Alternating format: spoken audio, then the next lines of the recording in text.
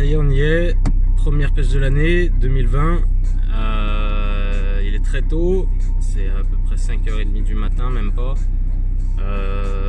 J'ai bossé toute la nuit, fini à 5h. Mais bon, un petit Red Bull et ça devrait le faire. J'ai 1h30 de route. J'ai choisi un petit plan d'eau dans le 42 avec du beau poisson, du gros poisson et un petit peu de carpe-koi aussi. Donc voilà, on va voir ce que ça donne. J'ai prévu une pêche assez technique avec dépose en bateau amorceur, sondage au dipper, etc. Fluorocarbone, petit montage qui va bien. Enfin, je vous montrerai tout ça un petit peu plus tard dans le week-end. Voilà, là on va prendre la route, j'ai 1h30 de route, un petit Red Bull, un petit peu de son, et puis ça devrait le faire.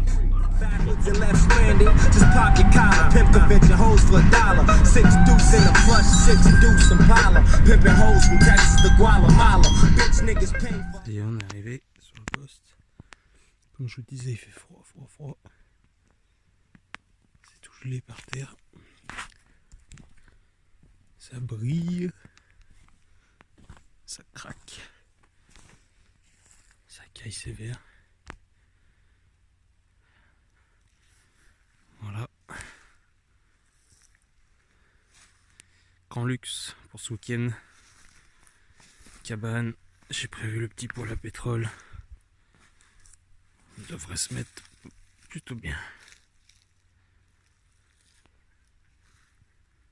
J'ai la chance d'être arrivé juste avant le lever du jour. Du coup, je vais pouvoir voir ce qui se passe un petit peu sur le plan d'eau. Là, on voit pas grand chose pour l'instant.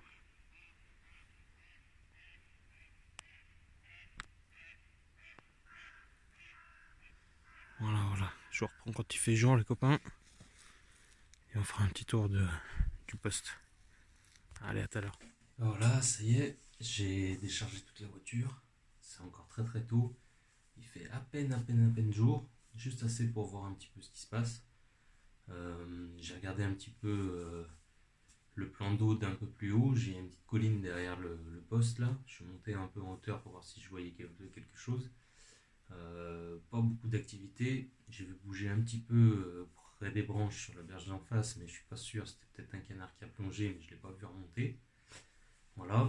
Donc première approche, j'ai vu bouger sur deux endroits qui me sont accessibles.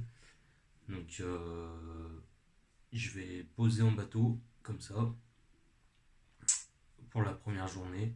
Poser en bateau sur les signes que j'ai vus, même si c'était pas des poissons ou des carpes. C'est les seuls endroits où j'ai vu bouger un petit peu, donc je vais mettre mes deux cannes là-dessus. Et au cours du week-end, je vais mettre une troisième canne par-ci par-là, avec en alternance soit des sacs solubles, soit un shot. Juste comme ça, sans amorçage, sans rien. Vraiment en billes perdues et sur des zones qui me paraissent intéressantes, ou sur des manifestations de poissons que je pourrais voir durant le week-end. Voilà. On va préparer tout ça, je vous reprendrai pour vous montrer un petit peu les montages, tout ça, qu'est-ce que je vais utiliser en échage, notamment mes petits billes que j'ai préparé cet hiver là pendant les vacances. Bon, je suis un grand adepte des pop-up trempés au bout, je suis piqué à ça, donc j'aime bien faire mes petits mélanges, les faire sécher, etc. L'hiver, surtout l'hiver pendant les vacances, ça m'occupe en même temps, le petit mois de décembre où je vais pas à la pêche. Et voilà, donc là je vais tester un peu tout ça aujourd'hui et puis je vous reprends un peu plus tard. Allez, ciao. Ben voilà, comme je vous disais, je vous reprendrai plus tard. Ça y est, j'ai tout installé, j'ai déchargé la voiture, j'ai tout rangé.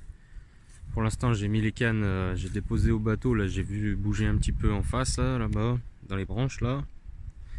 Du coup, j'ai mis une canne là-bas, une canne sur un spot aussi en bordure un peu plus loin là-bas.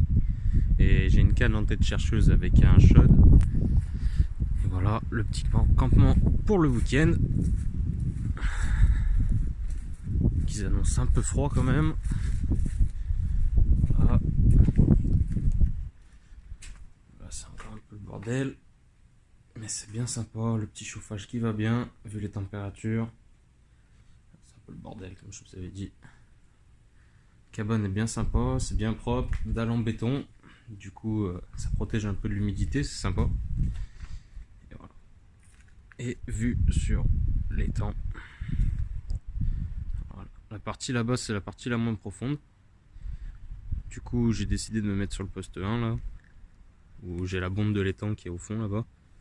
J'ai une canne aussi qui pêche là. Le fond est un peu plus dur. Voilà, voilà. Je vous reprends s'il se passe quelque chose. Allez, ciao.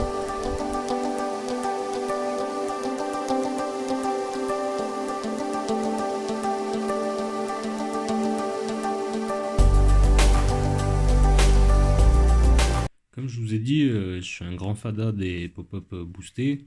Du coup, je vais vous montrer un petit peu comment je m'y prends. Je fais mes petits pots comme ça, là, en fait, j'en ai plusieurs à la maison qui me servent pour les faire le trempage. Et quand je les emmène à la pêche avec moi, en fait, ils sont secs, donc vraiment bien secs. Avant, je les emmenais dans les pots de trempage, mais en fait, ils restent trop longtemps trempés et du coup, après, ils flottent mal. Là, ils ont 15 jours de trempage. Je les sèche un petit peu au sèche-cheveux tous les 24 heures à peu près. Je remets quelques gouttes. Donc là, c'est le modèle, les épicés carnés. Les roses, c'est squid. Et les oranges et un peu plus clairs, c'est garlic. Voilà. Donc ça donne différentes dames de couleurs. Je mets différentes pop-up dedans. Ça, c'est pop-up de vin. Et ça me permet d'avoir différentes couleurs qui se mélangent pas une fois dans le pot. Et, et avoir des appâts encore flottants et avec une très très bonne diffusion. Voilà. Et bien sûr, j'ai aussi fait ça avec les wafters. Donc, parce que j'aime pas beaucoup pêcher directement en danse sur le fond, surtout à cette période de l'année là où il fait froid, les arbres ils ont perdu toutes leurs feuilles. Et du coup, il y a beaucoup de détritus au fond, donc je pêche jamais vraiment dense. Je préfère au moins équilibrer avec des wafters ou carrément à la pop-up. Je pêche beaucoup à la pop-up. Je trouve que c'est très efficace à peu près toute l'année et ça permet de présenter l'appât correctement au fond. Donc voilà, ça c'est mes wafters sucrés. Je prends toujours du 18 mm, comme ça permet soit d'avoir une bouillette qui ressemble à la bouillette d'amorçage, soit de les retailler un peu pour obtenir soit des petits morceaux comme ça, un peu de forme différente, soit carrément des petits dumbbells, comme ça. Voilà. Ça sent super bon aussi là. C'est amande et le jaune pareil, toujours Charbet. C'est très prenant, un peu toute l'année et puis ça se démarque bien de l'amorçage par la couleur, par la diffusion, etc. Voilà, voilà. Allez, à plus, je vous...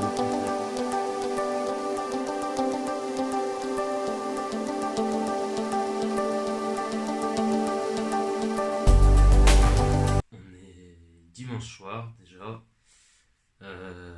C'est passé assez vite, même si c'est pas passé grand chose pour dire vrai.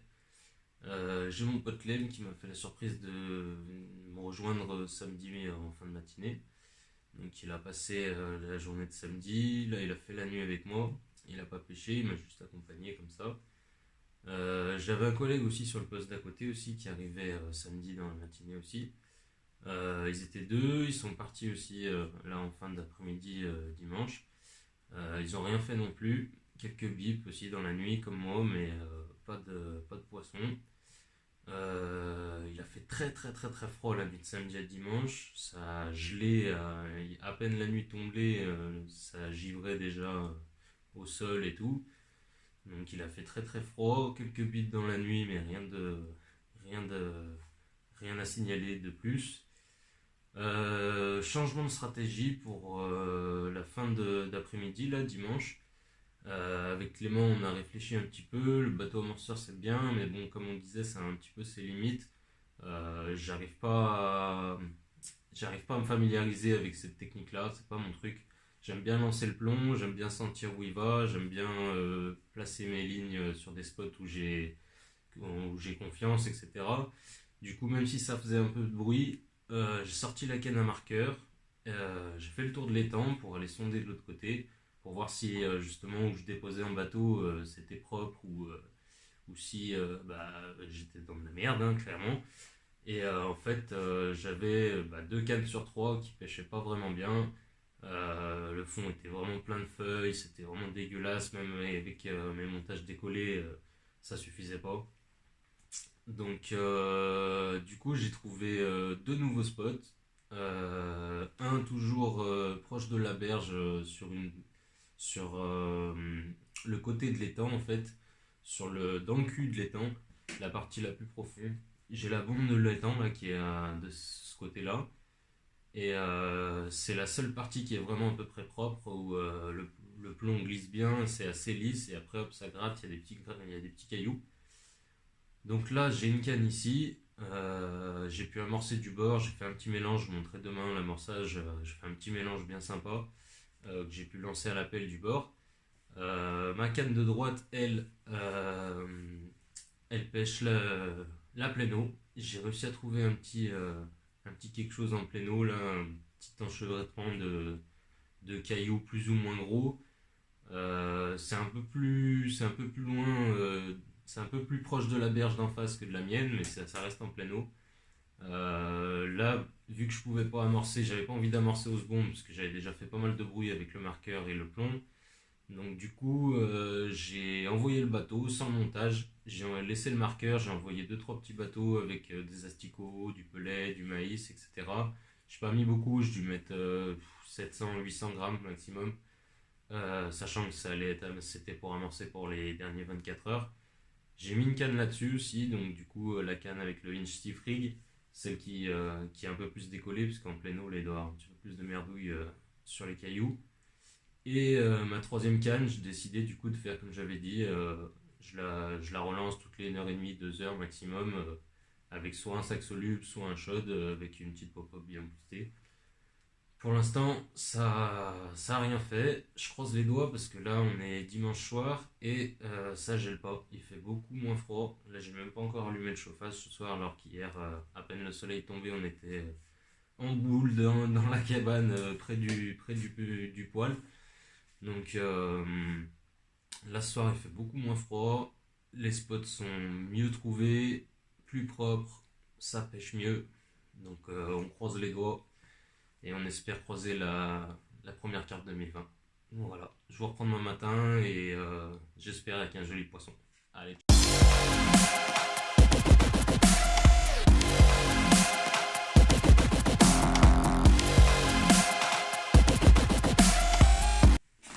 Et ben voilà les gars, c'est 1h30 du matin. Gros départ, je galère à sortir du duvet, j'enfile les crocs, je sors, je vois la canne qui déroule, un putain de canard qui s'était pris dans le fil. Je prends la canne, je ramène, il se démêle tout seul comme il peut.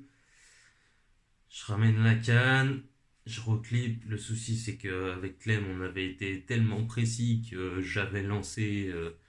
Il m'a fallu deux trois lancers pour arriver pile poil sur le spot en frôlant les branches qui passent au-dessus de l'étang. Va refaire ça de nuit à 1h du matin, les yeux tout collés. Donc je reclipe la ligne, je refais un montage, machin. Je relance dans la branche. Du coup, j'ai raccourci un petit peu, j'ai refait un montage, j'ai reposé. J'espère que les canards n'étaient pas en train de bouffer tous les asticots et tous les maïs que j'ai mis là en bordure. Puisqu'en plus, il n'y a pas beaucoup d'eau là où je pêche. Là, il y a à peu près 1m70, 1m80, on a trouvé au marqueur. Donc, c'est à peu près la profondeur moyenne de l'étang, hein.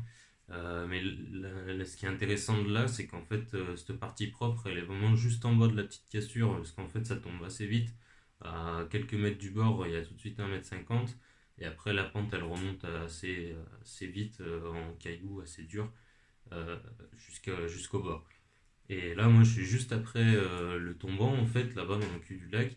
Juste après la petite cassure, là, il y a une petite plaque bien lisse et assez propre. J'ai même tiré un peu avec le plomb et un hameçon. Et je pars en nez de feuille, rien du tout, c'était assez propre.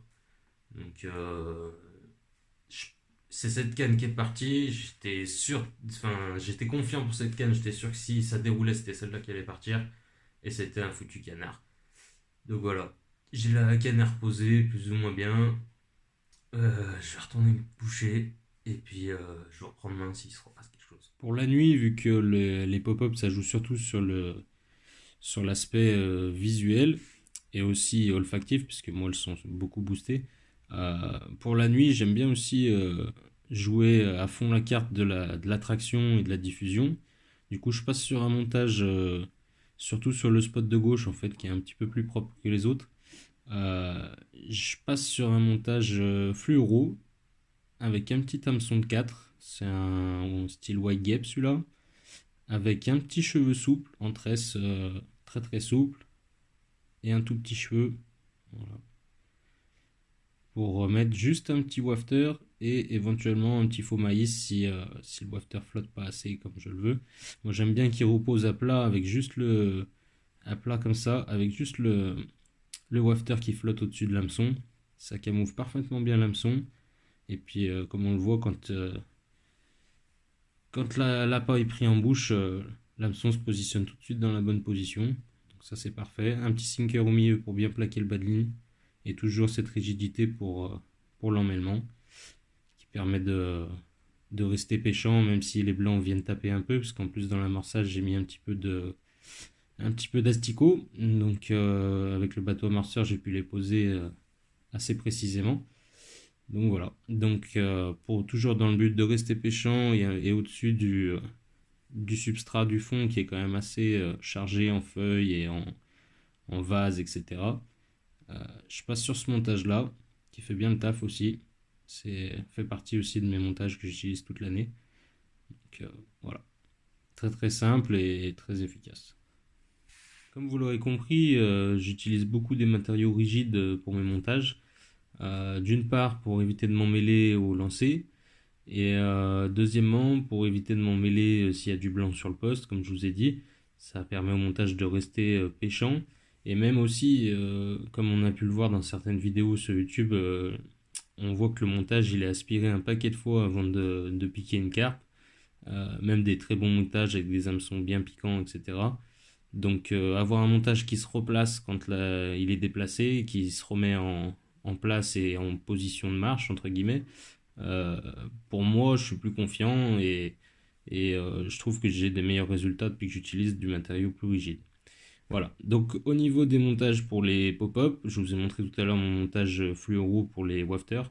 Pour les pop-up, j'en utilise deux que j'utilise pareil toute l'année et qui me réussissent plutôt bien. Ici, comme je vous l'ai dit, il y a pas mal de détritus sur le fond. Toute la bordure d'en face est boisée et là, il n'y a plus une feuille sur les arbres. Donc, il n'y a pas grand-chose sur les berges, donc ça doit tout être au fond. Et quand je remonte mes montages, je remonte quand même pas mal de feuilles. Donc là, j'ai décidé de décoller encore un peu plus que le spinner rig. Donc là, je vais utiliser, si je dis pas de bêtises, il s'appelle le Inged Stiff Rig. Alors, c'est tout bête en fait, c'est composé de deux parties. Donc toujours une partie rigide, donc que je fais avec le matériau Boom, qui va très très bien. Ça, je le crime des deux côtés. Il n'y a pas besoin de faire de boucle ou quoi que ce soit, ça va super bien. Je lui mets un petit peu de pâte plombée, juste ici. Voilà. Et en fait, je réalise la même section que pour un spinner rig. Je change juste l'agrafe du bout. Je mets une petite agrafe comme ça, anneau. Et je viens mettre un petit montage que d'habitude on utilise pour le shod. Donc là, c'est moi qui l'ai fait aussi avec le boom. C'est un petit. Ça, c'est un petit white gape aussi en 6 avec un petit micro émerillon. Là, je viens mettre mon bed floss là, hop, pour mettre ma bouillette. Je le ferai tout à l'heure. Donc voilà, je les stocke dans ma petite boîte là que madame m'a offert à Noël, ça va super bien. C'est la boîte Shod Safe là. Hop. Comme ça j'ai pu préparer à la maison plusieurs petits bas de ligne Shod comme ça. Dès qu'ils sont destinés à pêcher directement en Shod et dès que j'ai préparé comme ça spécialement euh, pour, euh, pour pêcher avec ce montage là. Donc en fait tout simplement je viens le raccorder dessus comme ça. Hop, hop. Je remets un petit peu de pâte plombée par dessus pour cacher tout ça et ça nous donne un montage bien agressif et qui se décolle de 5-8 cm.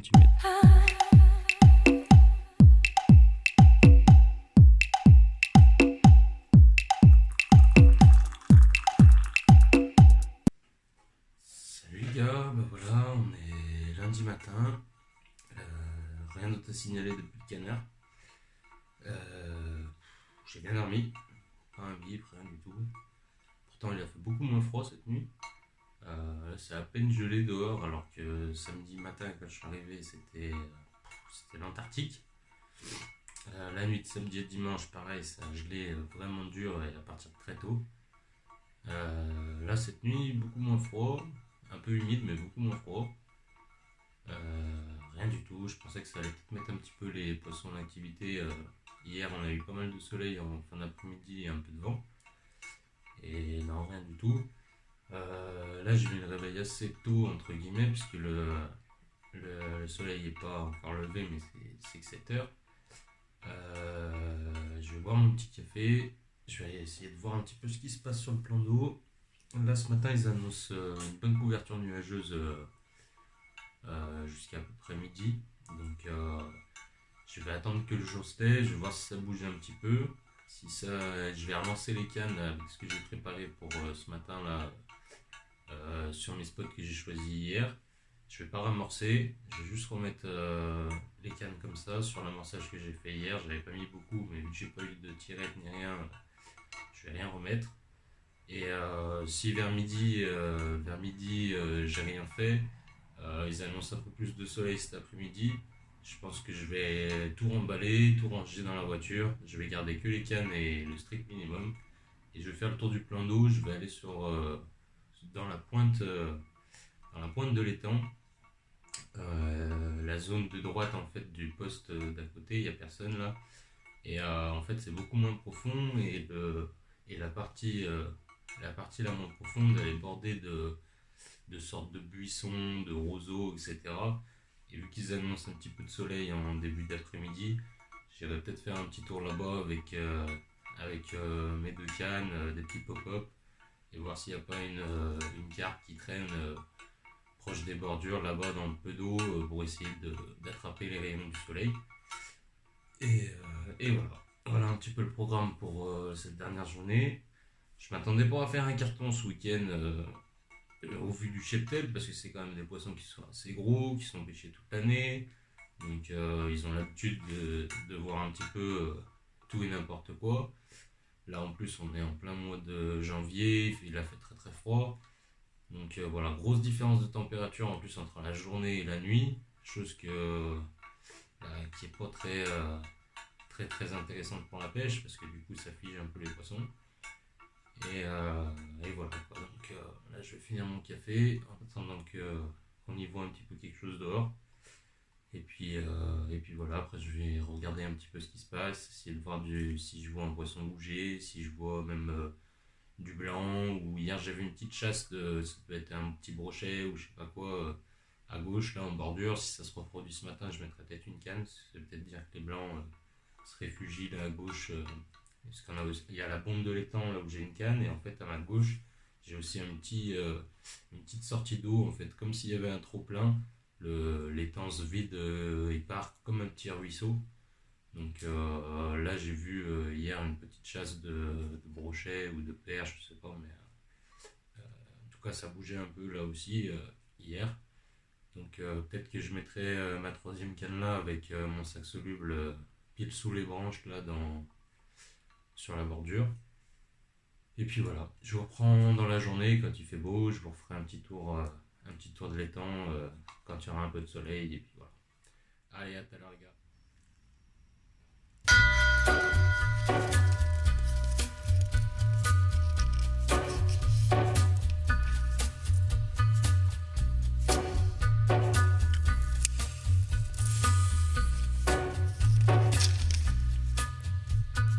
Take a little walk to the edge of town and go across the track where the viaduct looms like a bird of doom as it ships and cracks, where secrets lie in the border fires and the humming wires. Yeah, man, you know you're never coming back. Across the square, across the bridge, past the mills, past the stacks, on a together in the storm comes a tall, handsome man in a dusty black coat with a red ride. Ça c'est pour la canne de gauche qui est placée à exactement 17 tours, 17 tours de piquet. Comme je vous disais, sur la bande de l'étang, là, dans une zone qui est assez propre. Donc là je vais remettre un petit montage et remplacer la canne correctement. C'est la canne qui est partie avec le canard.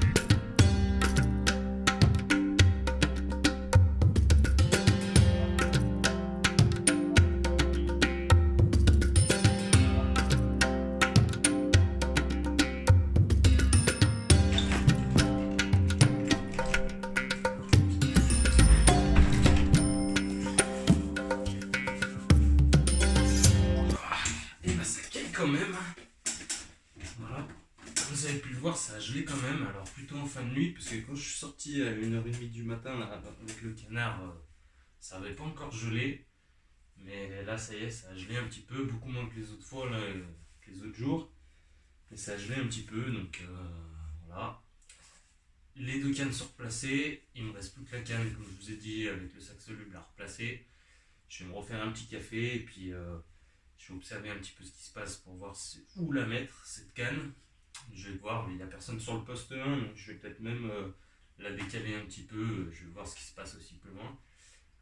J'ai une centrale et des détecteurs qui détectent assez loin. Donc, puis là, en hiver, les poissons ne partent pas comme des furies. Donc même si j'ai un petit peu de distance à faire, c'est pas trop grave. Donc voilà, un petit café. Un petit peu d'observation en attendant que le soleil passe au-dessus de la colline. Là j'ai hâte qu'il me réchauffe un petit peu. J'ai plus de pétrole pour le poêle, donc là ça commence à cailler un peu. Donc voilà, petit café, on se réchauffe et puis on va patienter gentiment. Voilà, le jour vient de se lever là, comme je vous disais, on est toujours lundi matin. J'ai retendu les cannes qui pêchent sur les spots précis que j'ai trouvé hier. Et pour ma troisième canne, comme je vous disais, je prépare des petits sacs solubles comme ça là, avec ce petit accessoire là, ça va bien. En fait, j'utilise tout simplement un plomb inline avec un petit morceau de leadcore et un tout petit montage en tresse souple que j'ai monté un peu façon spinner rig. Et là, j'ai voulu essayer, j'ai mis deux petites mousses vert fluo. J'ai laissé tremper toute la nuit dans du goût. On voit, ça coule encore. Donc pour que les mousses s'imprègnent bien. Voilà. Petit montage en tresse souple. J'ai mis un petit peu de pâte plombée pour équilibrer la mousse. Hop. Petit montage inline avec un petit anneau pour garder un petit peu de souplesse et d'articulation dans le sac soluble. Hop, un petit plomb de 50, ça doit être 60 ou 70 grammes ça. J'ai des cannes assez puissantes donc ça me permet de jeter des gros sacs, même avec tout à l'heure j'avais fait un montage avec un plomb de 110 grammes et ça part très bien aussi. Donc voilà.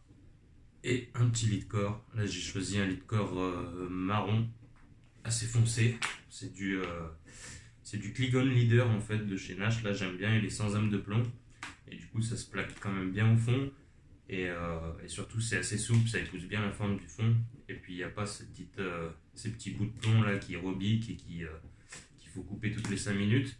Donc voilà, ça c'est mon petit montage pour les sacs solubles. C'est pas très facile à faire, c'est assez compliqué, mais au final une fois qu'ils sont prêts, après j'en refais quelques-uns d'avance.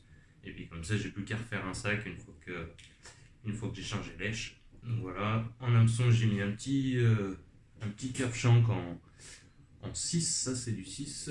Voilà, avec une petite lèche dessus, les deux petites mousses. Voilà, un petit kickers rose pour renforcer un peu le côté visuel. Et voilà, ça pêche. Je vais vous montrer comment je fais le sac soluble. Alors, Ça, c'est les sacs solubles que je commande sur AliExpress. Je les reçois par paquet de 50. Le souci, c'est que quand ils arrivent, ils sont hyper rigides. Ils sont tout durs, comme si on dirait vraiment du plastique, quoi. Donc, ils sont pas très, très bien. Ce que je fais, c'est que des fois, je laisse un petit peu la pochette ouverte, là. Et ça les humidifie, entre guillemets, un tout petit peu. Et ça les rend beaucoup plus souples. Parce que sinon, quand on utilise ce genre de truc, là, pour les charger, rien que de le mettre dedans, ça le déchire. Et du coup, bah, c'est pas utilisable. Donc, je souffle un peu dedans, comme ça, pareil, ça me permet de le détendre un petit peu. Je mets ça par-dessus.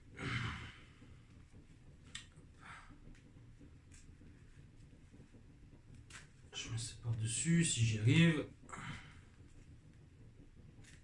Alors voilà, je mets ça par-dessus, je l'ai enfilé. Il y a des petits picots là sur le truc pour le charger, là, il faut le remonter jusqu'en haut. Voilà. J'aime bien que ce soit bien plat, comme ça là. Hop, après j'enlève la bague. Donc là mon sac il tient. Je le gonfle un petit peu, c'est plus facile. Hop, et après il n'y a plus qu'à prendre le plomb, le montage, le glisser au fond. Voilà. Et ce qui est bien pratique, c'est que là, vous voyez, il y a une petite encoche. Je peux venir coincer le lit de corps. Et là, ça tient, j'ai même pas besoin de tenir le plomb. Comme ça, je peux placer mon appât correctement au fond. Hop. Ça, c'est la partie la plus pénible à faire. Voilà. Alors voilà, une fois que j'ai positionné mon montage à l'intérieur, hop, avec le plomb en haut, là je peux commencer à le remplir. Hop, je mets un petit peu au début. Hop. Histoire de recouvrir le montage et l'appât. Voilà. Tasse un petit peu. Là, je vais en mettre un petit peu. Donc ça, c'est un stick mix que j'ai fait moi-même. J'aime bien aussi préparer ça l'hiver.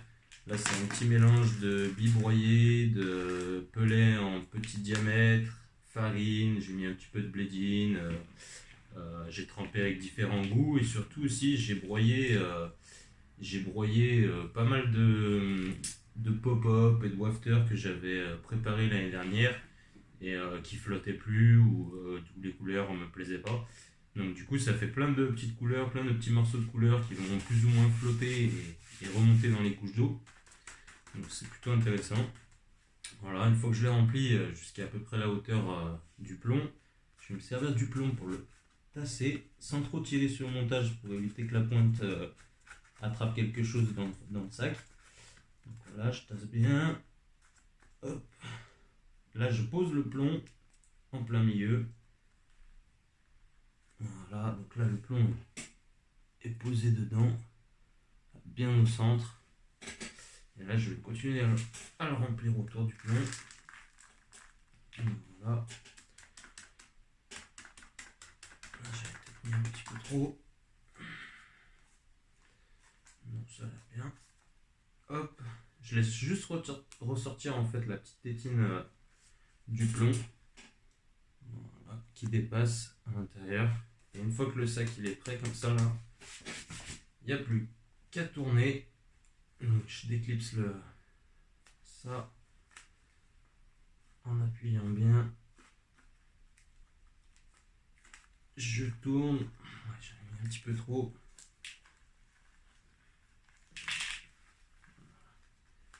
Ça sera beaucoup mieux. J'enfonce un petit peu le plomb à l'intérieur. Voilà. Je tourne comme ça en tassant avec mes doigts en fait sur les côtés. Voilà, faut bien tenir ça, sinon ça part aussi avec. Voilà. Je tasse bien, j'ai toujours ma tétine en fait qui est pile au milieu là. Je l'enroule, je tourne autour de la tétine et je viens bloquer comme ça.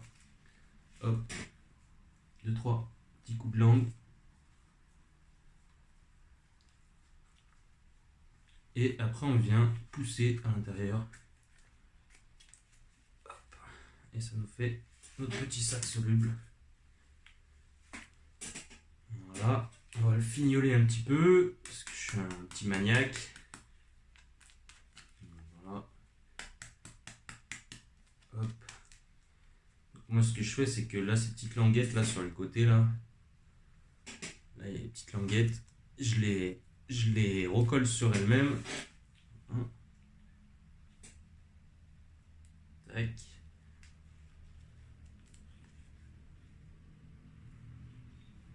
Tac. Voilà, ça fait déjà plus propre. Et après, je le perce. Parce que ceux-là, ils sont pas pré-percés. Je le perce avec une aiguille bouillette, tout simplement. Hop.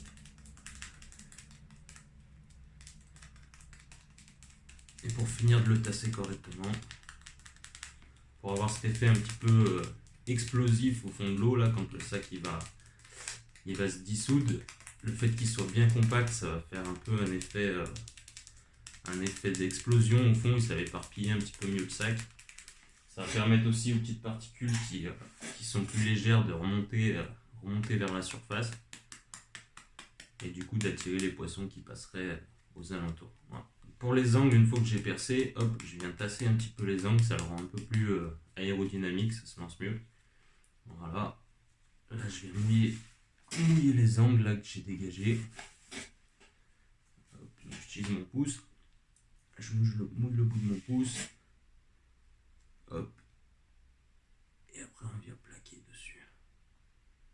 Tiens, deux petites secondes, voilà. Donc là déjà un côté il est fait, l'autre côté on tasse bien.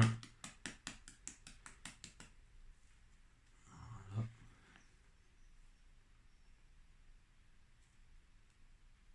Hop, on maintient un petit peu. Et voilà, ça nous fait un sac bien compact, avec tout un tas de petites particules, dès qu'ils vont flotter, dès qu'ils vont remonter. Et mon èche, voilà, sur le côté. Hop, le petit bout vert là. Voilà. C'est bien aérodynamique, ça se lance super bien, surtout là, moi j'ai des scopes des Nash scopes en 3 livres 5, 3 livres 5S. Et malgré le fait que ce soit des 9 pieds, j'arrive à lancer ça à 80 mètres, 80, 90 mètres assez facilement. Voilà. Donc là, le programme, c'est que je vais retirer la canne qui pêche comme ça, là, avec le sac soluble ou le chaude. Et puis je vais me poser un petit moment dehors, voir si je vois quelque chose bouger. Et si c'est le cas, je lancerai ça directement dessus. Voilà. Allez, je reprends tout à l'heure. Ciao. Dernier petit truc que j'aime bien utiliser aussi, surtout là quand le fond il est pas bien propre, c'est ces petits morceaux de PVA là, en fait, de mousse PVA. Ça fond dans l'eau, ça flotte, et en fait je le mets directement sur mon hameçon. Là je vais le couper en deux, j'aime bien les couper en deux, tac, et je viens l'accrocher, mouille un petit peu, je plante la pointe dedans. Et je le replie sur lui-même pour qu'il se colle comme ça. Et ça vient protéger la pointe de l'hameçon. Et ça permet aussi au badline de flotter un petit peu au moment du lancer. Quand le plomb atterrit dans le fond, en fait, le plomb va toucher le fond. Et le badline va flotter entièrement pendant un petit moment grâce à ce petit bout de mousse. Et du coup, ça permet de plaquer la ligne au fond et de tendre sa ligne sans faire traîner l'hameçon sur les feuilles ou quelque chose. Ça permet de protéger un petit peu la pointe au moment de la dépose et d'être sûr d'avoir un montage pêchant pour le reste de la journée.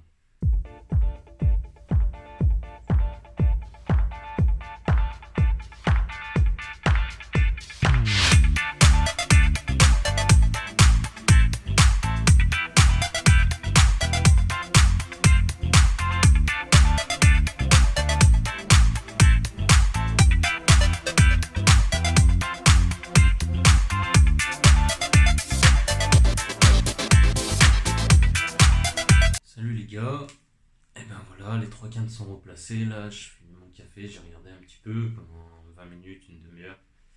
J'ai pas vu bouger grand chose. En plus, le soleil qui devait sortir, il a fini par être caché par un gros nuage. Donc là, ça caille. Ça caille dur, même à l'intérieur là. On va voir ce que ça donne. C'est 9h30, 10h là à peu près.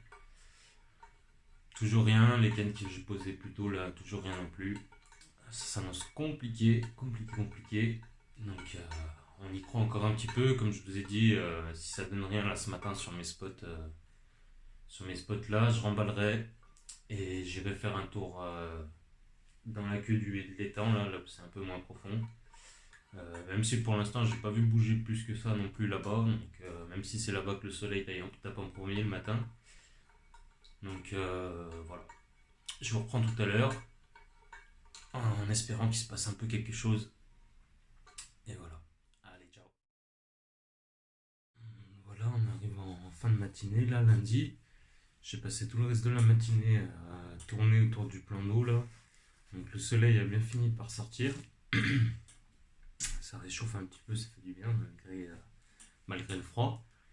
Donc comme je disais, j'ai fait plusieurs fois le tour du plan d'eau là. J'étais un petit peu à la recherche d'une zone un peu ensoleillée, à l'abri du vent, etc. De signes d'activité. Malheureusement, j'ai rien vu du tout. Je pensais que l'étang se finissait au petit buisson que je vois de mon poste. De l'autre côté de l'étang, en fait, il continue en pointe jusqu'au petit ruisseau en fait qu'il alimente. Et toute cette partie, en fait, c'est des sortes de buissons d'herbes immergées. Il y a à peu près entre 10 et 50 cm d'eau, c'est tout gelé, toute la surface est gelée. Donc forcément aucun signe d'activité, malgré le soleil qui tape dessus, là, depuis il est sorti, ça s'est pas encore réchauffé. J'ai fait le tour aussi sur la berge d'en face.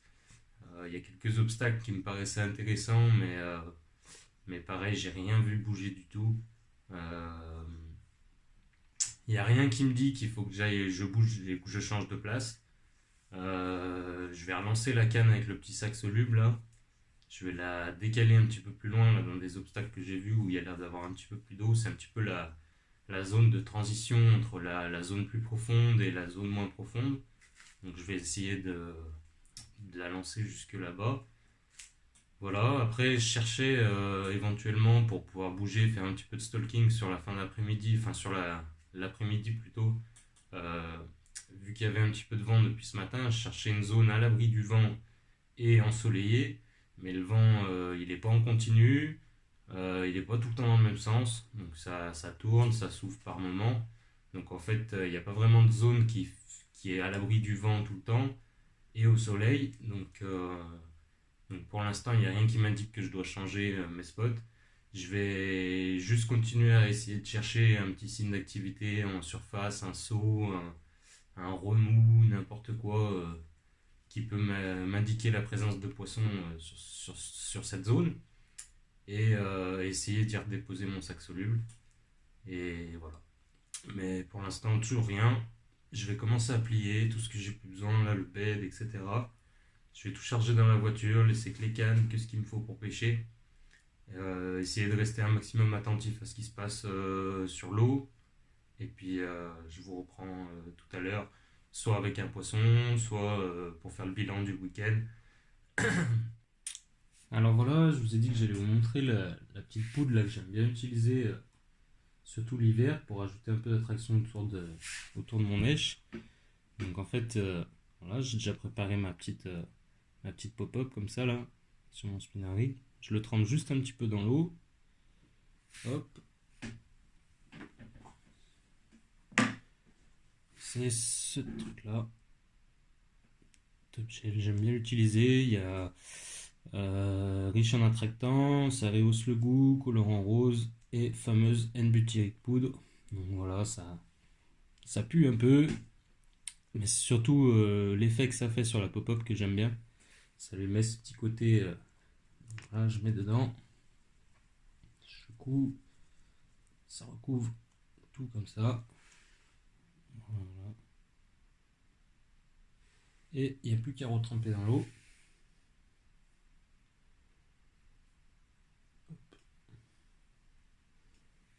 Et à laisser sécher. Et ça va se transformer en une sorte de gélatine un peu rosâtre qui va diffuser pendant plusieurs heures, puisque là l'eau est quand même assez froide. Donc ça tient super bien. Ça donne une petite couleur rose pâle. C'est super sympa. Et voilà, ça se jette super bien. Une fois que c'est sec, ça tient bien sur la pop-up. Je vais nettoyer un peu la pointe de l'hameçon là, pour la dégager un petit peu. Et voilà.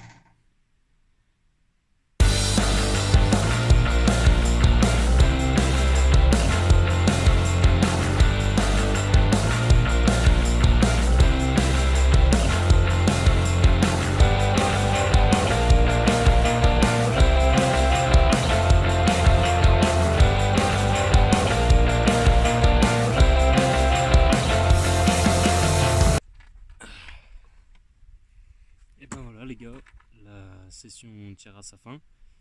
Pas de poisson pour la première pêche de l'année. C'est pas grave, on reviendra un peu plus tard. J'ai discuté un peu tout à l'heure avec le propriétaire, là, avec Mika. On a bien discuté, bien sympa.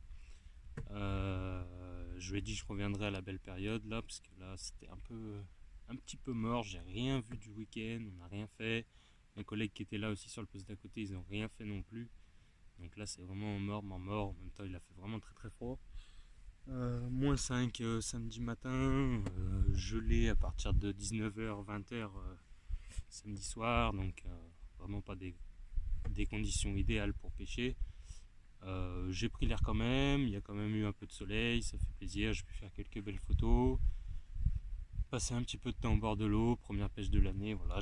Comme j'ai dit, je m'attendais pas à faire un carton, j'aurais aimé vous montrer un poisson quand même, surtout qu'ici le cheptel est plutôt joli, puis il y a des beaux poissons. Donc voilà, tant pis, on reviendra plus tard. On va rentrer tranquille, ce soir boulot, à 21h, ça va piquer. Donc voilà. Et puis on préparera déjà la petite session pour le mois de février. Je sais pas encore où je vais aller. Je vais voir, je vais réfléchir un petit peu, discuter, voir si je la fais tout seul ou accompagné, si je vous fais une petite vidéo ou pas. Voilà. Allez, bah, je vous dis à la prochaine et puis bonne pêche. Ciao.